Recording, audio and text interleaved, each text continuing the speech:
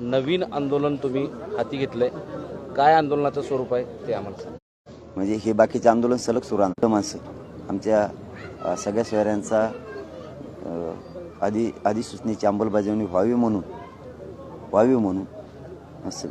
जे काय असतील, आता किती येते कसं होतंय तर महाराष्ट्रभरातून मराठा माणसं हे लेकरं, या लेकरांना न्याय मिळावा म्हणून वृद्ध माणसं, माता माऊल्यासुद्धा आमरण उपोषणाला सुरुवात करणार. हाही विषयाचा झाला. जर कोणाच्या जीवितास काही धोका झाला, आमदार मंत्र्यांनी यावं आणि जर इच्छा असेल मराठा समाजाच्या बाजूने उभा राहण्याची, ओबीसी बांधवांची सुद्धा, बाकीच्या जाती इतर धर्मांचे सुद्धा आमदार मंत्री महोदय येऊ शकते. काही अडचण नाही आहे त्यांना येण्यासाठी.